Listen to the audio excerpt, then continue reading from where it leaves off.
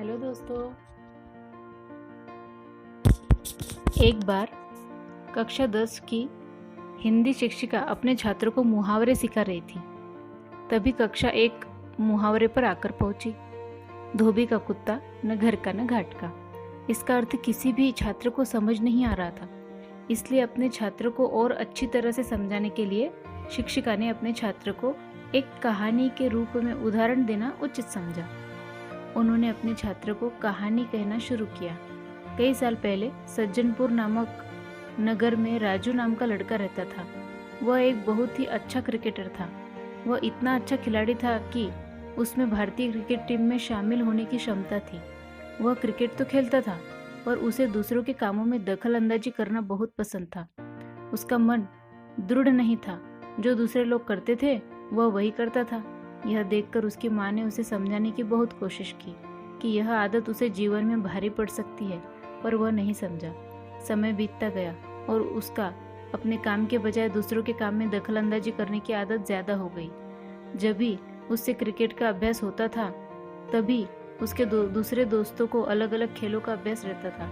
उसका मन चंचल होने के कारण वह क्रिकेट के अभ्यास के लिए नहीं जाता था, बल्कि दूसरे दोस्तों के साथ अन्य अलग अलग खेल खेलने जाता था। उसकी यह आदत उसका आगे बहुत ही भारी पड़ने लगी थी। कुछ ही दिनों के बाद नगर में ऐलान किया गया। नगर में भी सभी खेलों के लिए एक चयन होगा, जिसमें जो भी चुना जाएगा उसे भारत के राष्ट्रीय दल में खेलने को मिल सकता है। सभी यह सुनकर बहुत ही खुश हुए और वही दिन से सभी अपने खेल में चुनने के लिए जी जान से मेहनत करने लगे। सभी के पास सिर्फ 2 दिन थे। राजू ने भी अपना अभ्यास शुरू किया, पर पिछले कुछ दिनों से अपने खेल के अभ्यास में जाने की बजाय दूसरों के खेल के अभ्यास में जाने के कारण उसने अपने शानदार परफॉर्मेंस खो दिए थे। 2 दिन के बाद चयन का समय आया। राजू ने खूब कोशिश की, पर अभ्यास की कमी के कारण वह अपना शानदार प्रदर्शन नहीं दिखा पाया और उसका चयन नहीं हुआ। वह दूसरे खेलों में भी चयन न हुआ, क्योंकि वे सब खेल उसे सिर्फ थोड़ा थोड़ा आते थे और किसी भी खेल में वह माहिर नहीं था, जिसके कारण वह कोई भी खेल में चयन नहीं हुआ। और उसके जो भी सभी दूसरे दोस्त थे, उनका कोई ना कोई खेल में चयन हो गया, क्योंकि वे दिन रात मेहनत करते थे।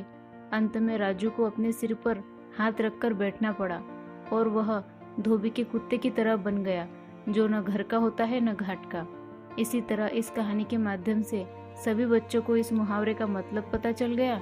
शिक्षिका को अपने छात्रों को एक ही संदेश पहुंचाना था कि वे जीवन में जो कुछ भी करे सिर्फ उसी में ध्यान दे और दूसरों से विचलित न हो, वरना वह धोबी के कुत्ते की तरह बन जाएंगे, जो न घर का होता है न घाट का। धन्यवाद दोस्तों।